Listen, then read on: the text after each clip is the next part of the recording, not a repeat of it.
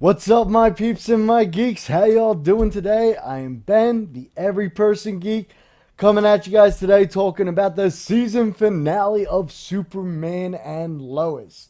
Let's get into it right now.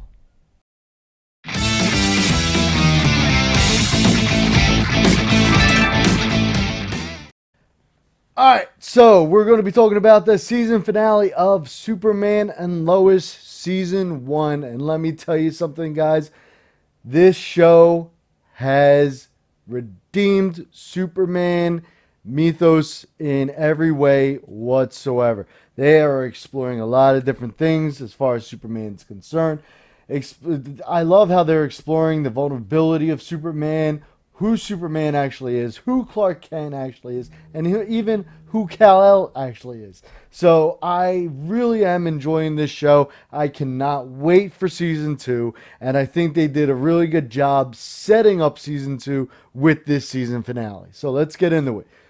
So with you got Jordan was taken over by Zeta Rho. You have Tal Rho becoming the Eradicator. You have Jonathan, you know, being Jonathan. He's got that girlfriend now, so we're going to see how. But most likely, we're going to see how that plays out in season 2. Whether or not she's actually good for him or not, we'll definitely have to wait and see. Show started off with, of course, Clark, Superman trying to find Jordan. Um, you had the Eradicator, and Zeta Rho, coming up on a way to distract Superman from Smallville by using Jordan, and have the Eradicator head over to Smallville. So as Jordan is distracting Superman, Clark from Smallville.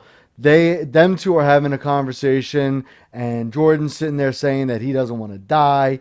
Zeta Rho taking over Jordan's body, saying that Superman is weak, and that his humanity and his compassion for humans is what is going to be his downfall.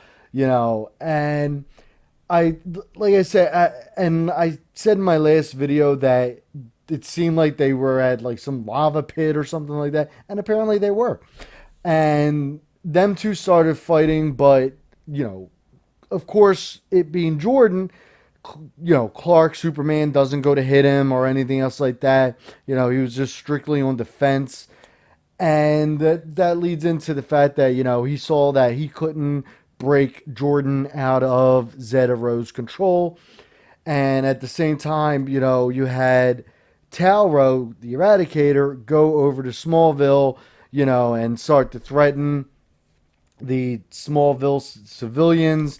The DOD was there. They, like 6 of their soldiers winded up, pointing their guns at Zeta Rho, and not Zeta Rho, I'm sorry, Tal-Rho, Eradicator, winds up doing his like Eradicator power and takes over their soldiers' bodies. They become Kryptonian and apparently are the Kryptonian Defense Committee or something that they called them. They disappear up into the sky, and Superman comes back, and they're discussing the fact, of Jordan, and Lois is like, what, I could break through to him. I was able to break through to him before when he was going through his depression and stuff like that. I think I can get through to him again by using that mind melt device that Tal-Rho used on Superman when they were at the Fortress of Solitude. So, funny thing about this episode, too, I think Lana's daughter Sarah is figuring out who Superman is, because there was one scene where she's in the DOD tent with General Lane and Lana, and Lois and Superman are in the background talking, and there's this look on her face that seems like she's starting to figure it out, because she was really concerned about Jordan and why. And I'm figuring out that she's sitting there like, why is Superman so involved in General Lane and Lois? You know what I mean? Why is he sitting there talking to them so in depthly? And why are the two of them back there, you know, so involved in their conversation as far as she doesn't know, but as far as possibly Jordan is concerned. So I think she's starting to figure out who Superman is and who Jordan is, and how this is all, related together and stuff like that. So I think that was really interesting to see that scene.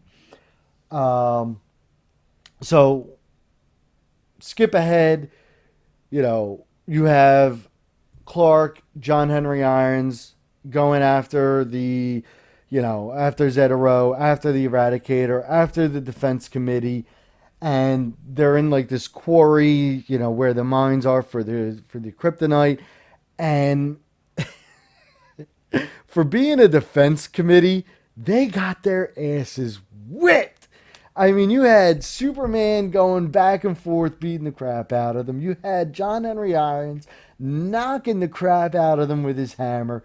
It was just really, for them being Kryptonian and everything else like that, and being the supposed defense committee, it was just crazy to see how easily they were beat up and everything else like that. And then you had Clark confront Jordan again, and as Clark's being held by one of the defense committee people, soldiers, um, Jordan gets hit with I guess it was a red sun blast from John Henry Irons, and it knocked him out. And then John Henry Irons quickly brought Jordan to the barn where Jonathan and Lois was waiting in order to try to do this mind melt thing, with that machine. And he goes back to where Superman is because Superman winds up leading the defense committee and, like, basically, takes care of them, and goes to where the Eradicator is in the mine, surrounded by the special kryptonite that was able to give people powers and stuff like that. And he's over there absorbing it and transforming it so that, he could transform the Earth into a new Krypton.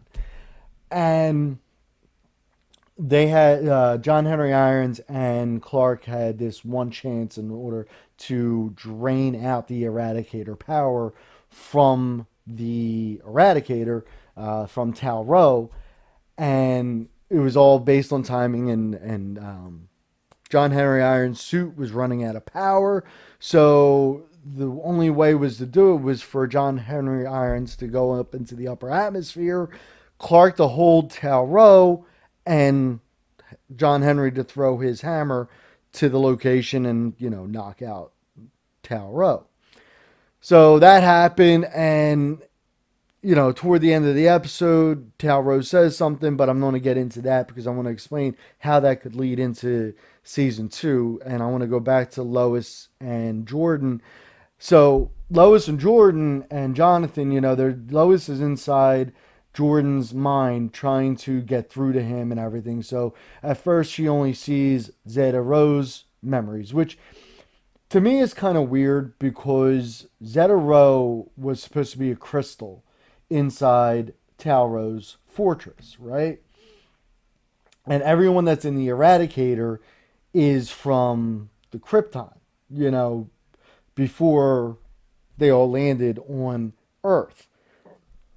So, in the memories that she's going through the crystal's memories, not Zeta-Rho from Krypton.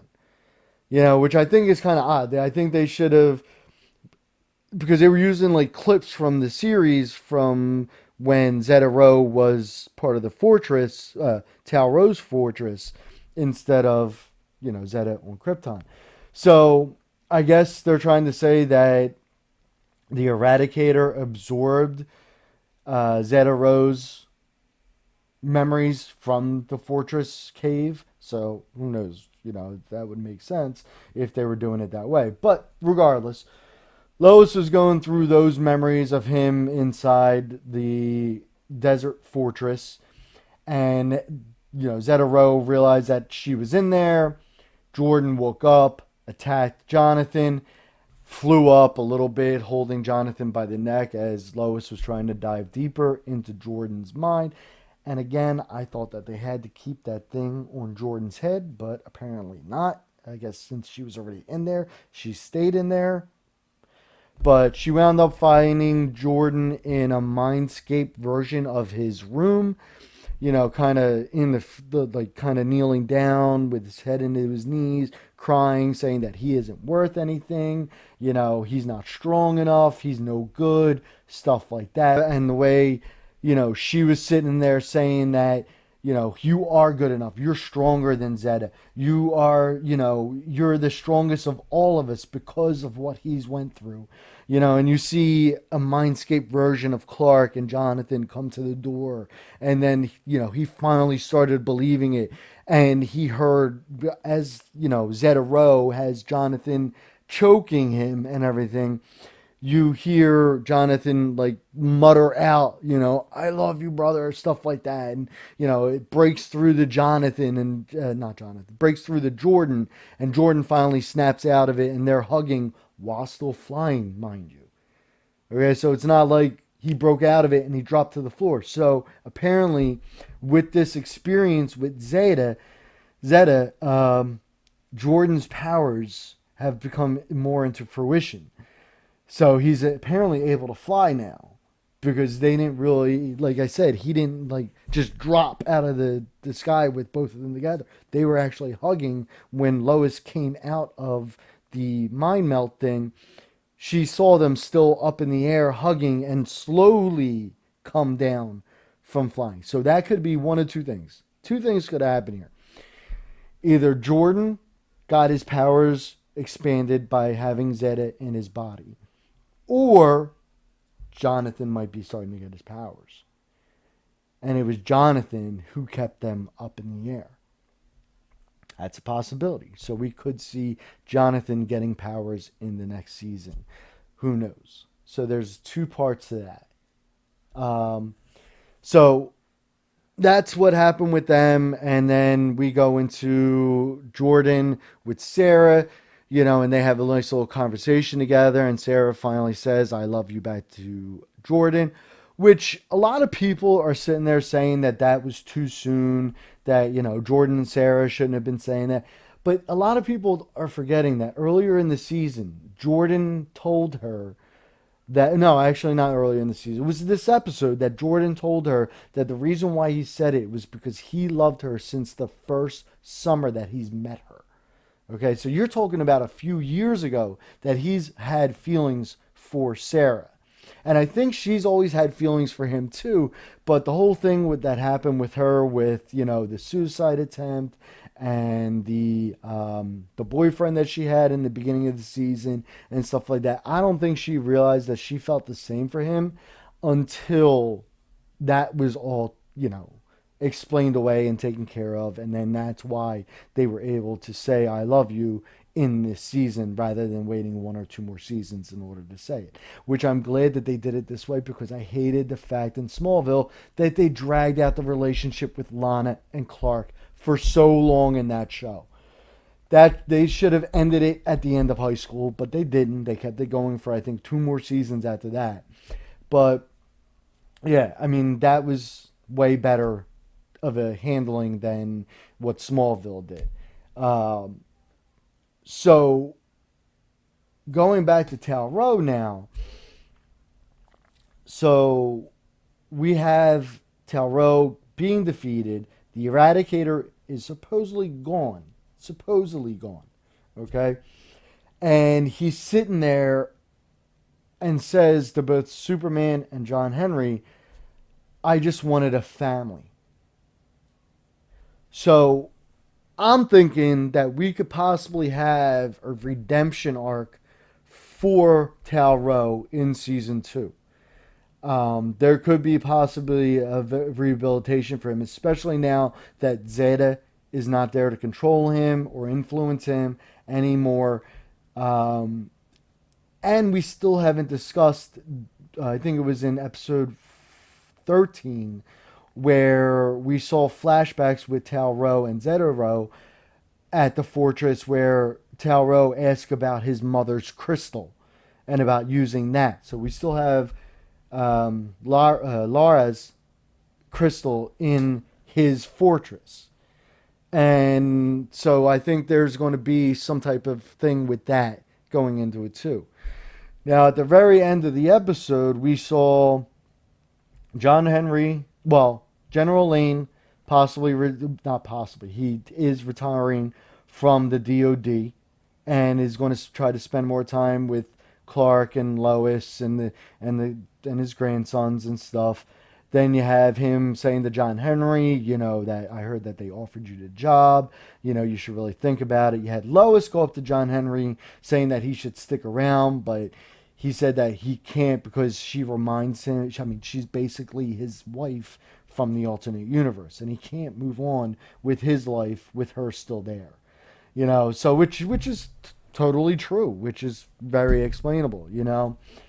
And the very last scene of the episode is an aircraft, a spaceship, a ship, crash landing on the Smallville farm, on the Kent family farm, and the person that comes out of it is John Henry's daughter from the parallel universe. Now, where she's been, why she's just showing up, everything else of that is not explained on the last thing. The last thing you see is her looking at Lois saying "Mom," and then that was it.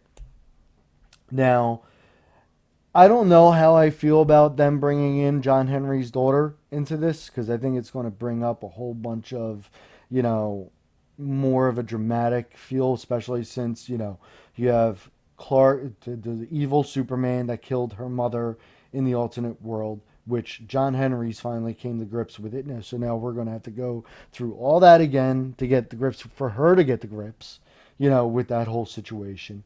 We have Lois, who has, who now is going to look at this girl and be like, am I supposed to be a mother to this child? Am I not supposed to be a mother to this child? You have Clark, who's, I'm sure the girl hates Clark's,